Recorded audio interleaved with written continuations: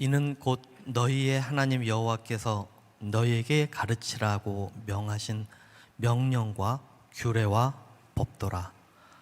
너희가 건너가서 차지할 땅에서 행할 것이니 곧 너와 내 아들과 내 손자들이 평생에 내 하나님 여호와를 경외하며 내가 너희에게 명한 그 모든 규례와 명령을 지키게 하기 위한 것이며 또 내 나를 장구하게 하기 위한 것이라. 이스라엘아, 듣고 삼가 그것을 행하라. 그리하면 내가 복을 받고 내 조상들의 여호와 하나님 여호와께서 내게 허락하심 같이 젖과 꿀이 흐르는 땅에서 내가 크게 번성하리라. 이스라엘아, 들으라. 여호와 하나님 여호와는 오직 유일한 여호와이시니 너는 마음을 다하고 뜻을 다하고 힘을 다하여 내 하나님 여호와를 사랑하라. 이는 살아계신 하나님의 말씀입니다. 아멘.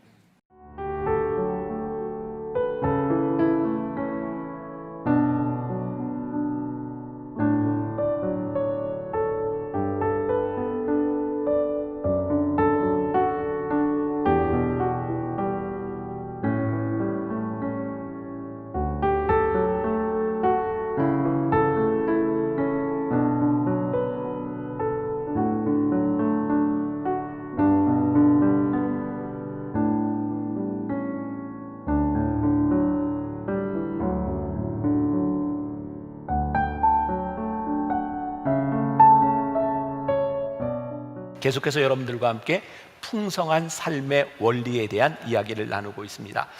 제 마음 가운데 지난주에도 제가 그런 말씀 드렸어요. 이 12주의 말씀을 우리들이 나누면서 우리의 마음이 풍성해졌으면 좋겠다. 코로나로 인해서 많이 힘들고 지친 우리들의 마음에 이렇게 비타민처럼 이렇게 생기발랄한 하나님의 말씀이 우리들 속에서 역사하면 좋겠다라는 생각을 가집니다. 지난주의 말씀 풍성한 삶의 원리 가운데 하나는 우리들의 하나님 안에 하나님께 붙어 있어야 됩니다. 자, 이렇게 생소한 표정을 지으면 안 되죠? 그죠? 자, 오늘은 하나님을 사랑하라 두 번째 원리에 대한 말씀을 나누려고 합니다. 2014년 축구선수 이영표 아시죠? 이영표 선수가 갓피플 매거진에서 인터뷰한 내용이 있습니다. 기자가 이런 질문을 했습니다. 지금은 바라는 대로 또 어쩌면 그 이상으로 성공한 인생이 아닌가요? 라고 하는 물음에 대해서 이영표 선수가 이렇게 대답을 했는데 제가 조금 인상적이어서 여러분들에게 소개를 해드리려고 합니다. 들어보세요. 저는 운동하면서 성공이나 승리의 경험보다 어쩌면 실패하고 패배한 적이 더 많았던 것 같아요. 또 경기는 늘 결과로 평가되기에 잘했다 잘못했다는 평가에 익숙해져 있습니다. 그런데 저 자신의 삶을 돌아봐도 그렇지만 다른 사람들을 보더라도 처음엔 실패한 것 같지만 나중엔 그걸 딛고 일어서 성공하는 경우들을 많이 봤고요. 반대로 당장은 성공한 것 같아도 실패의 길을 가는 사람도 종종 봤어요. 하나님은 우리에게 좋은 것을 주기 원하시는데 어떤 사람에겐 현재 성공을 주는 게 좋은 거고 어떤 사람에겐 지금의 실패가 좋은 것일 수도 있을 거예요. 그러니 우리 눈엔 완전히 달라 보여도 하나님 눈엔 성공이나 실패나 사실 같은 것이 아닐까요? 그래서 몇 년 전에 냈던 제 책 제목이 성공이 아니고 실패가 아니다 였잖아요. 중요한 건 인생에서 무엇이 성공이냐 실패냐가 아니라 하나님을 향한 마음으로 하나님의 뜻에 근접한 결정을 하고 그런 다음엔 최선을 다하는 것이라고 생각해요. 이영표 선수가 축구 선수인데 참 믿음으로 이 성공과 실패에 대한 정의를 잘 내려준 것 같습니다. 이런 관점에서 보면 우리들이 생각하는 성공과 실패와 하나님 안에서 성공과 실패를 본다고 하는 것은 다른 차원의 문제인 것 같습니다. 우리가 축복을 받는 건 쉽지 않습니다. 그러나 축복을 받은 삶을 유지해가는 것은 더 쉽지 않습니다. 그리고 우리들의 인생의 실패라고 생각하는 것들을 우리들의 삶의 성공으로 바꾸어 나가는 것은 굉장히 중요한 지혜가 필요한 일이라고 생각을 합니다. 우리가 흔히 성공한 사람들이라고 하는 말을 쓰는데 지난주부터 제가 여러분들에게 계속 드리는 말씀이에요. 우리들이 이야기하는 이 성공은 세상 사람들이 이야기하는 성공과 다르다. 하나님께서 우리들에게 열매 맺기를 원하시는 그 삶이 무엇인지를 보는 것이 성공이라는 이야기를 했어요. 우리들이 세상에서 이야기하는 성공의 조건들이 있습니다. 성공의 요인들이 있습니다. 그런데 어느 날 우리들이 성공했다고 생각하는 그 요인들이 사라져버리면 한순간에 실패로 되어버리는 인생, 그것이 아니라 오늘 하나님께서 우리들에게 말씀하시는 풍성한 삶을 산다고 하는 것, 그것이 무엇인지를 우리들이 생각해 보는 것이 이 말씀 시리즈를 진행하는 가장 큰 이유입니다. 자, 오늘 말씀 신명기 6장 1절을 한번 다시 보겠습니다. 같이 한번 봉독해 볼까요? 자, 시작. 이는 곧 너희의 하나님 여호와께서 너희에게 가르치라고 명령하신 명령과 규례와 법도라. 너희가 건너가서 차지할 땅에서 행할 것이니. 자, 이 말씀을 유심히 보세요. 하나님께서 지금 이스라엘 백성에게 명령과 규례와 법도를 말씀하고 있는데 이것을 어디에서 행할 것이라고요? 너희들이 차지할 땅에서.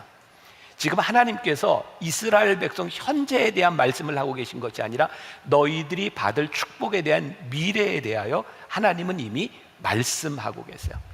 저는 우리 하나님을 믿는 우리 신앙인들에게 진짜 중요한 게 있다고 생각하거든요. 우리는 이 현재를 사는 사람이 아니라 이 현재를 살아도 우리의 미래를 바라보며 사는 사람들, 그것이 우리 신앙인의 특권이라는 생각이 들어요. 코로나19, 인류가 지금까지 경험해보지 못했던 가장 어려운 이 시기를 지나가며 이 현재에 매몰된 사람이 있는가 하면 미래를 바라보는 신앙의 눈을 가지고 사는 사람들이 우리 믿음의 사람들인 거죠. 제가 이 설교 12주 존 맥스웰의 책 열매 맺는 지도자라고 하는 책에서 많은 인사이트를 얻었다는 이야기를 했어요. 이 책에 레오나르드 레이븐 힐이라는 분의 이야기가 나와요. 이 레이븐 힐은 누구냐면 1907년에 영국에서 태어난 분인데 소위 이렇게 이야기를 합니다. 이 시대의 마지막 선지자. 이분이 썼던 유명한 책 가운데 하나가 부흥의 세대여 통곡하라, 이런 책이에요. 이분이 동료들과 함께 유럽을 여행하는데 동료 중에 한 사람이 유럽에 있는 한 마을에 있는 노인에게 이렇게 물었다 그러죠. 이 마을에는 위대한 사람이 태어난 일이 있습니까? 그때 그 마을의 노인이 이렇게 대답을 합니다. 아니요, 우리 마을에 태어난 사람들은 다 갓난아기였습니다. 아무도 위대하게 태어난 사람은 없습니다. 다 갓난아이일 뿐입니다. 여러분, 오늘 우리들이 말씀을 나누면서 굉장히 중요한 것이 있는데요, 특별한 성공 인자를 가지고 특별한 특권을 가지고 이 세상에 태어난 사람들이 아니라 우리들이 하나님 안에서 어떤 풍성한 열매, 관계를 맺는 자가 우리들에게 중요하다는 거예요. 혹시 기억하세요? 제가 오래전에 여러분들에게 물었던 적이 있는데 저도 아주 몸무게가 적게 나갔던 시절이 있습니다. 제가 몸무게가 가장 적게 나갔을 때 몇 킬로쯤 될 것 같아요? 내가 가장 적게 나갔을 때 3.4kg였습니다. 저도 아기로 태어났습니다. 여러분들이 저를 담임 목사로서의 제 모습을 보고 있지만 저도 아기로 태어났고 여기에 어떤 사람도 그 범주에서 벗어나는 사람이 없습니다. 우리가 오늘 풍성한 삶, 열매 맺기를 원하는 삶을 산다고 하는 것은 우리들에게 특별한 인자가 있기 때문이 아니라 우리들이 어떻게 하나님께서 말씀하시는 성공 비결을 알고 살아가는 사람이 되는가. 저는 어렸을 때 무협지를 굉장히 많이 봤어요. 여기 남자들 중에 무협지 보신 분들이 있어요. 무협지는 어떤 일정한 패턴이 있습니다. 되게 그런 거예요. 부모의 원수를 갚기 위해서 절치부심하고 무공 B급을 얻어가지고 그걸 가지고 이렇게 단련한 후에 원수를 갚는 그런 거죠. 오늘 말씀을 준비하면서 제 마음속에 딱 떠오르는 이미지가 있어서 오늘 말씀은 하나님을 사랑하라라고 하는 이 말씀은 마치 무공 B급을 얻어서 초절정 고수가 되는 것처럼 우리 신앙의 비결을 얻는 것이다. 이게 막 흥분을 해야 되는데 지금 굉장히 제가 어제 말씀을 전하면서도 그런 생각을 했거든요. 하나님, 우리들에게 이 특별한 비결이 우리들 속에서 고백되게 하여 주옵소서. 우리 크리스찬들에게 이런 고백이 있어야 하지 않을까요? 우리들이 말하는 성공, 우리들의 풍성함이라고 하는 것은 세상 사람들이 얻는 어떤 물질과 지위, 이런 것들이 아니라 하나님과 우리들 속의 관계 속에서 오는 풍요로움. 그리고 지난주에 제가 이런 말씀을 드렸죠. 우리의 인생에 가장 복된 일이 무엇일까? 하나님이 우리를 바라보시며 우리를 기뻐하실 수 있는 것. 야, 내가 너를 보니 진짜 기쁘다. 우리가 부모의 마음을 가지고 자식을 바라보며 어떤 자식을 볼 때 가장 복되다고 생각하나요? 내가 너를 보니 참 기쁘다. 하나님께서 우리들의 삶을 바라보며 기뻐하실 수 있는 것, 그러면 이런 의문이 드는 거예요. 하나님은 어떤 곳에 기뻐하실까요? 우리들이 어떻게 살아갈 때 하나님이 우리를 바라보며 기뻐하실까요? 오늘 이 신명기의 말씀은 이스라엘 백성들이 아직 가나안 땅에 들어가기 전에 있었던 일이에요. 너희들이 가나안 땅에서 이렇게 행하라. 가나안 땅은 이스라엘 백성들에게 성공과 동의어가 아닐까요? 어떻게 생각하세요? 가나안 땅을 향해 지금 40년 광야를 지나며 그 땅을 향해 가고 있잖아요. 가나안 땅이 왜 이스라엘 백성들에게 성공의 땅일까요? 우리가 흔히 가나안 땅을 표현할 때 이렇게 표현하죠. 젖과 꿀이 흐르는 땅. 이제는 여러분들이 그런 상식 정도는 알고 계세요. 가나안 땅이 진짜 젖과 꿀이 흐르는 그렇게 비옥한 땅일까요? 아니요. 그 땅은, 가나안 땅은, 지금 이스라엘 땅은 저 이집트의 나일 삼각주에 비한다면, 아니 다른 비옥한 땅에 비한다면 그렇게 젖과 꿀이 흐르는 약속의 땅이 아닙니다. 그런데 하나님께서 끊임없이 이스라엘 백성들에게 가나안 땅으로 가라고 말씀하시고 그것이 너희들의 약속을 받는 땅이라고 말씀하시는 것은 그 땅의 풍성함에 있지 않습니다. 그 땅은 하나님께서 인도하시는 땅이고, 하나님은 그 땅으로 이스라엘 백성을 인도해 내셔서 내가 너희의 하나님이 되고 너희가 나의 백성이 되는 것, 그 약속이 성취되는 곳, 그것이 가나안 땅, 약속의 땅, 풍성함이라고 말씀하고 있는 거예요. 하나님과 우리들 사이에 관계가 이루어지는 것, 그것이 풍성한 땅이라고 우리들에게 말씀해 주고 있는 거예요. 그럼 하나님은 우리들의 관계 속에서 어떤 것을 말씀하고 있을까요? 자, 이 신명기 6장은 이 성경에서 굉장히 중요한 위치를 차지하고 있는 말씀입니다. 우리가 흔히 이야기하는 쉐마, 너희는 들으라, 이스라엘 백성들에게, 자녀들에게 이 말씀을 너희들이 기억해라 라고 하는 말씀이거든요. 그런데 이 신명기 6장을 이해하기 위해서는 신명기 5장을 알아야 돼요. 하나님께서 신명기 6장을 쉐마의 말씀으로 주신 이유가 신명기 5장에 나와 있어요. 자, 여러분들이 집에 가서 신명기 5장 29절부터 33절까지를 꼭 보시면 좋겠어요. 저는 오늘 29절만 여러분들에게 봉독합니다. 신명기 5장 29절. 다만 그들이 항상 이 같은 마음을 품어 나를 경외하며 내 모든 명령을 지켜서 그들과 그 자손이 영원히 복받기를 원하노라. 여기 하나님의 마음이 있어요.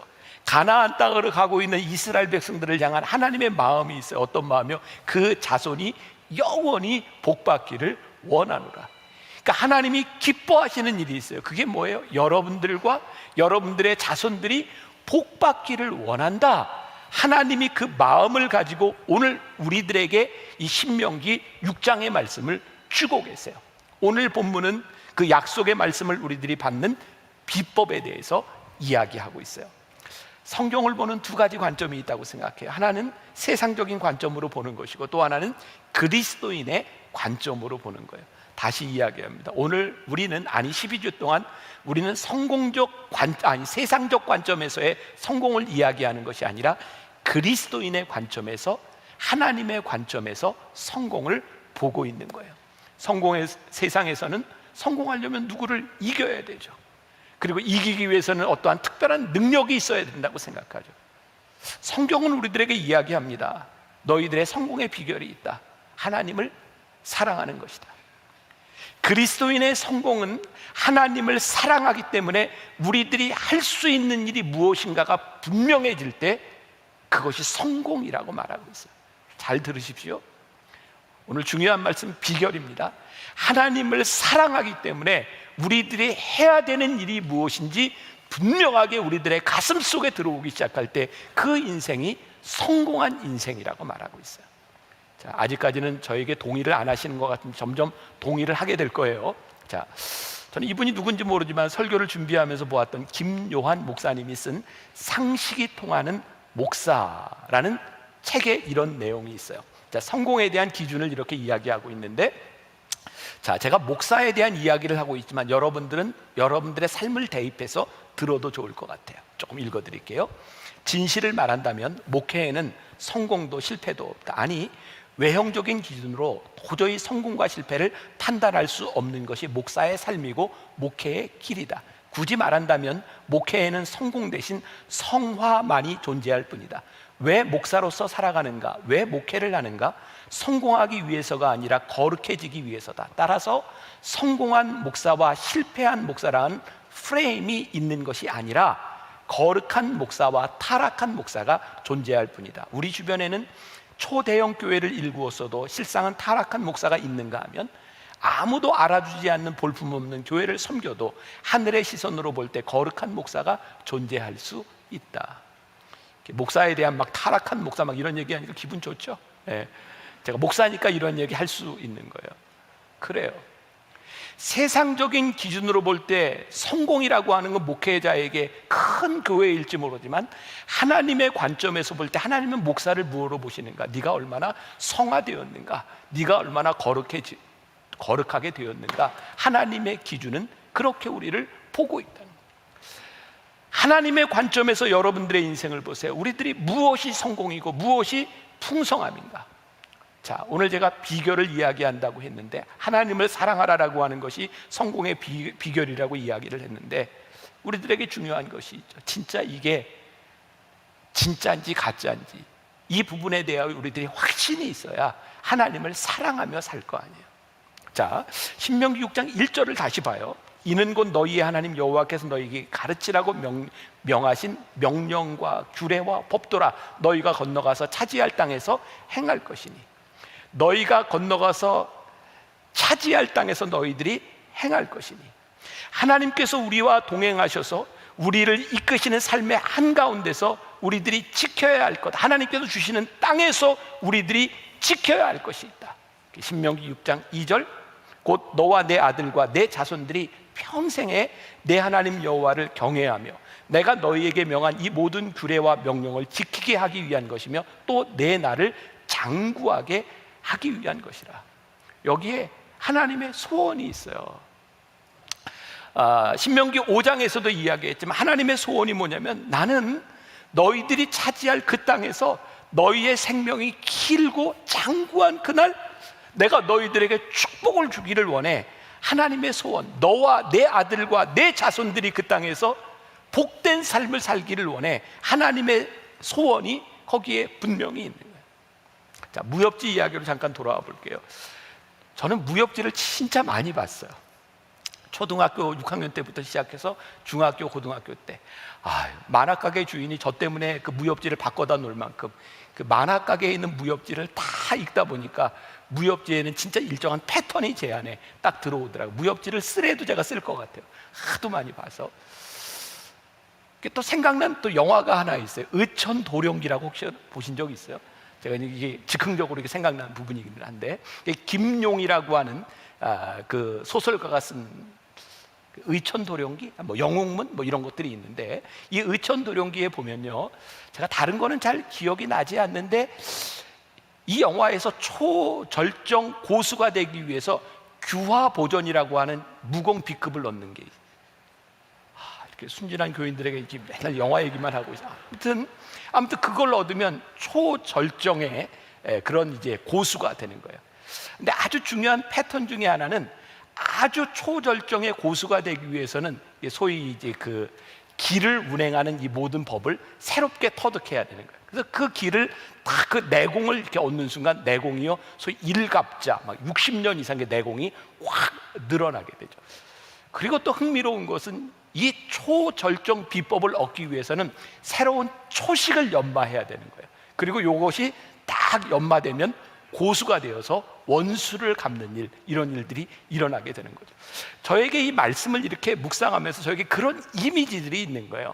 하나님께서 오늘 우리들에게 말씀하신 여호와를 사랑하라라고 하는 이 말씀은 우리의 신앙의 기본부터 우리들이 새롭게 익혀야 되는 것, 하나님을 사랑하라고 하는 이 기본적인 초식에서부터 우리들이 출발하지 않으면 우리들이 행하고 있는 신앙의 많은 행위들이 사상 누각과 같을 수도 있다. 그러니까 오늘 우리들이 분명히 얻고 가야 되는 것, 하나님을 사랑하라고 하는 이 기본에서 우리의 풍성함의 원리가 있다고 하는 것을 우리들이 알아가야 돼요. 자, 그래서 오늘 말씀 가운데 잘 아는 말씀입니다. 이제 그 비법으로 넘어가는데 신명기 6장 4절부터 5절 말씀에 보니까 이스라엘아 들으라 우리 하나님 여호와는 오직 유일한 여호와시니 너는 마음을 다하고 뜻을 다하고 힘을 다하여 내 하나님 여호와를 사랑하라. 굉장히 중요한 기본적인 비결 초식을 내 마음과 뜻과 힘을 다하여 여호와를 사랑하라 라고 말씀하시면서 구체적인 방법, 레시피 같은 것을 그 다음 절에서 설명하고 있죠. 우리가 오늘 여기 읽지 않았지만 6장 6절부터 9절 이스라엘 사람들에게 제일 중요한 쉐마라고 불리는 부분이 뭐예요? 오늘 내가 내게 명하는 이 말씀을 너희 마음에 새기고 내 자녀에게 부지런히 가르치며 집에 앉았을 때에든지 길을 갈 때에든지 누워있을 때에든지 일어날 때에든지 이 말씀을 강론할 것이며 너는 또 그것을 내 손목에 매어 기호로 삼으며 내 미간에 붙여 표로 삼고 또 내 집 문설주와 바깥문에 기록할지니라.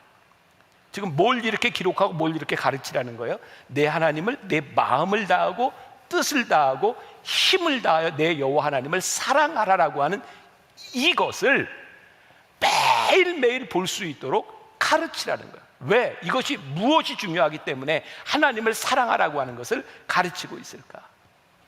자, 마음과 뜻과 힘이라고 하는 것을 이렇게 NIV 성경을 보니까 마음은 heart, 그리고 뜻은 soul, 그리고 힘은 strength라고 하는 말을 쓰고 있더라고요. 여러분, 여기에 마음이라고 하는 말, 우리나라 말은 마음과 심장이 다르잖아요. 이 영어의 heart, 이 heart는 마음과 심장 같이 쓰고 있어요. 히브리어의 레바브라고 하는 말인데 우리 마음의 가장 깊은 곳에서 우리의 심장을 뛰게 하는 그것이 우리의 마음이에요. 하나님을 사랑하는데 어떻게 해요? 네 심장이 뛰는 것처럼 네 심장과 같이 하나님을 사랑해라. 그리고 영혼, 이 soul이라고 하는 것은 어떤 말인가? 우리들이 가지고 있는 열정, 우리들이 가지고 있는 욕망, 우리의 의지, 이 모든 것을 다해서 하나님을 사랑해라. 그리고 힘, strength라고 하는 것은 어떤 의미예요? 우리들이 가지고 있는 재산, 명예, 권세, 이 모든 것들을 다해서 하나님을 사랑해라. 그것이 너희들이 이 땅에서 복을 받는 비결이라 라고 말씀하고 있어요. 자, 하나님께서 가장 기뻐하시는 것, 우리들의 성공적인 인생 하나님이 기뻐하는 것이라고 말씀을 했는데 이 기쁨과 어떤 연관이 있는가? 자, 지난주에 제가 여러분들에게 말씀드렸던 시편 37편 4절을 기억하세요? 또 여호와를 기뻐하라. 그가 내 마음의 소원을 내게 이루어 주시리로다. 기억하실 거라고 믿어요. 네, 요 말씀을 제가 읽으면서 지난 주일 새벽에 제가 NIV 영어 성경을 보면서 아, 이게 무슨 뜻이구나라고 깨달았다는 말씀까지 드렸어요. 기억 안 나세요? 기억 나실 거라고 믿어요. 그래서 제가 영어 성경으로 이렇게 말씀을 드려서 Delight yourself, 너를 기뻐해라. In the Lord, 주 안에서 너를 기뻐해라. 그리하면 He will give you the desire of your heart. 하나님께서 너에게 뭐를 주시냐면 내 마음의 소원을 하나님이 주시리라. 자, 하나님을 기뻐하면 우리 마음의 소원을 누가 주세요? 하나님이 주세요. 하나님이 주신 마음의 소원을 가지고 있을 때 하나님이 기뻐하실까요? 안 기뻐하실까요? 기뻐하세요. 여러분, 우리 인생의 가장 비참한 인생이 뭐예요? 내가 꿈꿔왔던 일이 이루어지지 않는 인생 아니에요. 내가 평생을 그 꿈을 가지고 살아왔는데 이루어진 게 없어 실패했다고 생각하지 않아요. 그런데요, 우리의 인생의 모든 꿈들이 이루어진다, 우리의 소원이 이루어진다고 하는 것만큼 풍성한 인생이 어디 있겠습니까? 그런데 오늘 말씀해 보니까 여호와를 기뻐하세요. 하나님께서 너의 마음에 하나님께서 소원을 주실 거예요. 하나님은 뭐라고 말씀하세요? 내가 기뻐하는 자의 소원을 내가 다 들어준다. 여호와를 사랑하고 기뻐할 때 우리들의 마음의 소원이 이루어지는 것을 경험하고 하나님과의 관계 속에서 풍성한 삶을 살아가기 시작해요. 그리고 시편 37편 5절에 이런 말씀이 있는데 저는 이렇게 연결이 되는 것 같아요. 아, 내 길을 여호와께 맡기라. 그를 의지하면 그가 이루시고, 하나님을 사랑하고 하나님께서 우리들에게 주시는 마음의 소원을 말하기 시작할 때 어떻게 돼요? 여호와께 맡겨요. 이거 하나님이 기뻐하시는 일이야. 내 소원을 하나님께 맡겨요. 여호와께 맡기라. 그를 의지하면 그가 이루시고, 하나님께 맡기는 인생, 그것이 이루어지는 인생만큼 풍성한 것이 어디 있을까요? 공산주의에서 종교를 아편이라고 이야기해요. 여기서 종교라고 하는 것은 기독교를 지칭하는 부분이게 돼요. 이렇게 이야기하죠. 연약한 자에 의지하는 것, 그게 종교라고, 그게 아편과 같은 것이라고. 그래서 하나님을 믿으면, 종교를 가지면, 신앙을 가지면 그냥 무기력한 인간이 되어 하나님을 의지하는 사람이 된다고. 근데 제가 말씀을 묵상하며 저에게 떠오른 이미지, 아니 저에게 묵상되는 것이 그런 거였어요. 하나님을 의지한다는 것만큼 우리의 인생에 최선을 다하는 인생이 어디 있을까? 왜? 하나님을 의지하면 하나님께서 이루실 것에 대한 믿음의 확신이 생길 때 우리들이 우리의 인생을 그냥 놔두고 될 대로 되라 이렇게 살아갈까요? 적어도 제가 30년 넘게 목회를 하면서 하나님께서 나에게 확신을 주시고 하나님께 의지했을 때 내 인생은 가장 능동적이었다고 저는 고백해요. 왜? 믿음이 있고 확신이 있으니까 그 일을 하게 되는 기대가 생기는 거죠. 최선을 다하는 자만이 결국은 하나님을 의지할 수밖에 없고, 하나님을 의지하는 자만이 최선을 다할 수밖에 없다. 이것은 하나님을 의지한 자만이, 최선을 다해 인생을 사는 자만이 경험할 수 있는 일인 것 같아요. 오늘 여러분들에게 제가 믿음의 도전을 드릴 수 있을 것 같아요. 여러분들은 여러분들의 인생에서 얼마나 최선을 다한다고 생각하세요? 여러분들에게 지금 일어나는 일들 가운데서 얼마나 하나님을 의지한다고 생각하세요? 하나님께 여러분들이 그것을 맡기며 살아갈 수 있는 그런 믿음이 우리들에게 있나요? 여기서 사랑하라 라고 하는 이 말, 내 마음과 내 혼과 내 뜻을 다하여 하나님을 사랑하라 라고 하는 이 사랑하라는 말이 이 히브리어로 아하브라고 하는 말이에요. 저는 히브리어 공부를 안 해서 뭐 제가 이렇게 알 수 있는 건 아니고 책을 통해 알 수 있는 거예요. 아하브.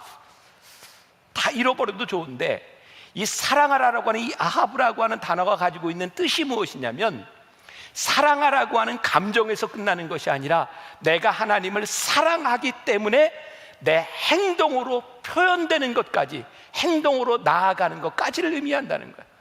내가 내 마음을 다하고 내 뜻을 다하고 내 힘을 다하여 여호와를 사랑한다라고 하는 이 말은 우리의 머릿속에 추상적으로 남아있는 개념이 아니라 하나님을 사랑하기 때문에 우리들이 마땅히 해야 되는 일까지 나가는 것.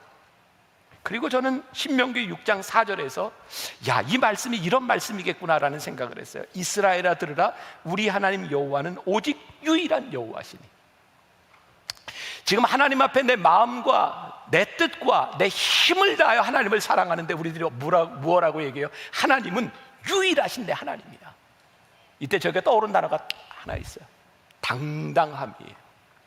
우리가 하나님을 사랑하고 내 마음과 뜻과 힘을 다하여 하나님을 사랑할 때, 그때 비로소 우리 그리스도인들에게 나타나는 것이 있다. 그것이 우리 신앙인의 당당함이다. 다음 주에 제가 이 시리즈 중에 갈렙의 이야기를 할 거예요. 갈렙이 가나안 땅에 들어가서 그가 여호수아서에서 85세가 되었을 때 그가 뭐라고 얘기해요? 내가 나이 85세지만 내가 그 땅을 정탐할 때와 지금과 내가 여전하니 그 땅을 내게 주소서.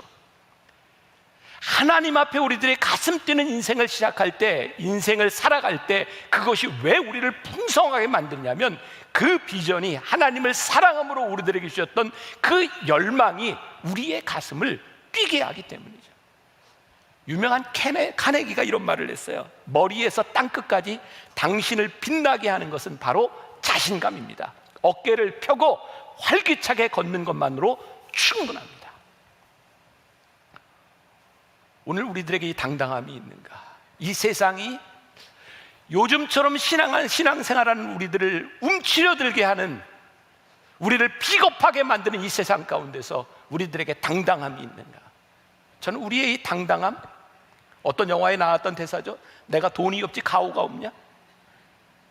하나님을 믿는 이 당당함, 이것이 우리를 세워주고 이 믿음의 고백이 우리를 풍성하게 만들어주는 것인데, 제가 어제 한 가정을 신방하게 되었어요. 제가 결혼 주례부터 이렇게 뭐 새학의 축복까지 한 그런 가정인데, 지금 이제 검사로 한 지 10년 차 이렇게 지나고 있는 사람입니다. 여러분, 지금 우리나라가 이 검찰, 법무부 이 나라 안에서 굉장히 힘든 거 아시죠? 그런 고민이 있는 거예요. 목사님, 제가 어느 편에 서느냐에 따라 어느 날 그냥 제거될 수도 있고, 내가 누구 편에 서느냐, 그게 참 힘든 때를 살아가고 있습니다. 제가 신앙을 가진 그 검사에게 이렇게 얘기했어요.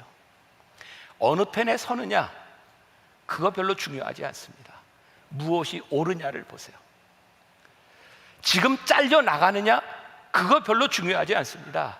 하나님께서 쓰시고자 하면 지금 잘려 나가도 하나님께서 쓰시고자 할 때 쓰시는 인생이 될 수 있으니, 신앙인의 가치를 가지고, 믿음의 가치를 가지고 무엇이 옳은지를 바라보며 살아가는 검사가 되었으면 좋겠습니다. 이 이야기를 하는데 내가 멋있는 거야. 야, 그래. 어떻게 생각해? 우리 인생의 성공이 무엇일까요? 우리가 돈과 지위를 얻기 위해서 지금 이 자리에서 무엇이 옳은가, 하나님의 뜻이 무엇인가가 아니라 내가 누구의 편에 설까를 생각한다면 우리가 당당해질 수 있을까요? 우리 그리스도인들은 이 땅 위에 살아가면서 우리의 당당함이 어디에 있냐면, 하나님을 사랑하는 것에 우리의 당당함이 있는 거예요. 하나님을 사랑하기 때문에 우리들이 믿음으로 결정할 수 있는, 우리의 그 사랑, 우리의 머릿속에만 머무른 것이 아니라 당당함으로 우리들이 행할 수 있는, 그것이 우리를 붙잡아주는 것, 그것만큼 풍요로운 인생이 어디 있을까요? 요한일서 3장 1절에 보면 멋진 말씀이 있어요. 요한일서 3장 1절 같이 봅니다. 보라, 아버지께서 어떠한 사랑을 우리에게 베푸사 하나님의 자녀라 일컬음을 받게 하셨는가? 우리가 그러하도다. 그러므로 세상이 우리를 알지 못하면 그를 알지 못함이라. 다시 보세요. 지금까지 제가 했던 말씀을 기억하면서 보세요. 보라, 아버지께서 어떤 사랑을 우리에게 베푸사 하나님의 자녀라 일컬음을 받게 하셨는가? 우리가 그러하도다. 그러므로 세상이 우리를 알지 못하면 그를 알지 못함이라. 너희들이 나를 몰라. 너희들이 나를 이해하지 못해. 왜? 너희들이 하나님 모르기 때문에. 하나님께서 우리에게 어떠한 사랑을 베푸사 오늘 나로 하여금 이런 인생을 살게 하셨는지를 너희는 알지 못해. 그런데 우리들이 당당하게 세상을 향해 하나님 사랑하는 마음으로 선포할 수 있는 것, 그것보다 우리의 인생을 더 풍성하게 만들어주는 것이 어디 있을까요? 오늘 이영표 선수의 이야기로 시작을 했는데 마지막도 그 마무리를 그렇게 해보려고 해요. 이영표 선수가 쓴 책에 나오는 내용입니다. 여러분, 2000년 12월에 한국 축구의 감독을 맡은 사람이 있어요. 누군지 아시죠? 거스 히딩크 감독입니다. 그 히딩크 감독이 이렇게 이야기를 했대요. 한국 축구는 기술은 좋은데 체력이 약하다. 사람들이 다 듣고 의아해했어요. 그동안 우리는 뭐라고 얘기해서 한국 축구는 체력은 있는데 기술이 약하다라고 말해왔기 때문이죠. 우리는 기술이 약점이라고 이야기를 했나, 거스 히딩크 감독이 체력이 약점이라고 이야기를 한 거예요. 좀 읽어드릴게요. 동일한 이야기를 우리는 요즘도 합니다. 한국 축구는 유럽에 비해 멘탈이 강하다고 생각하는 것이죠. 강한 멘탈은 훈련에서 나오는 것이고, 심지어 경기장 밖에서의 생활이 곧 경기장 안으로 이어진다는 사실을 아는 것이 멘탈이라는 것입니다. 가장 강력한 멘탈은 훈련장에서, 그리고 우리의 일상에서 만들어지는 것이고, 최고의 기술은 가장 기본적인 체력이 받쳐주지 않으면 아무 소용이 없는 것입니다. 자, 이 말씀을 적용해 보세요.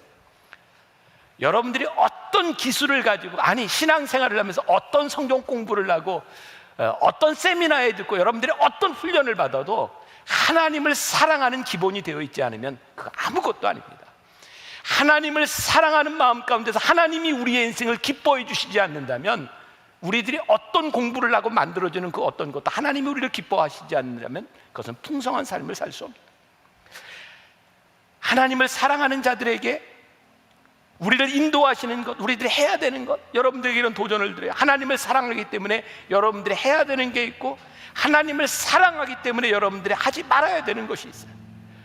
우리가 하나님을 사랑하기 때문에 해야 되는 말이 있고, 하나님을 사랑하기 때문에 해서는 안 될 말이 있어요. 하나님을 사랑하기 때문에 우리들이 할 수 있는 말과 행동, 이것이 우리들의 삶을 풍성하게 만들어준다는 이 믿음을 가지고 우리들이 당당하게 살아가는 거예요. 저는 우리의 인생이 정말 풍성하다고 생각해요. 저는 풍성하다고 믿어요. 왜? 적어도 우리들이 당당함으로 믿음을 선포한 사람이니까. 여러분들에게 도전합니다. 이번 주에 세상으로 나가면 하나님을 사랑하는 마음으로 당당하게 사세요. 이 세상 가운데서 해야 될 것과 하지 말아야 될 것이 분명해져서 당당함으로 선포할 수 있는 사람들, 하나님이 우리를 쓰실 수 있다는 믿음 가운데 당당함으로 풍성함을 누리는 여러분들이 되시기를 주님의 이름으로 간절히 축원합니다.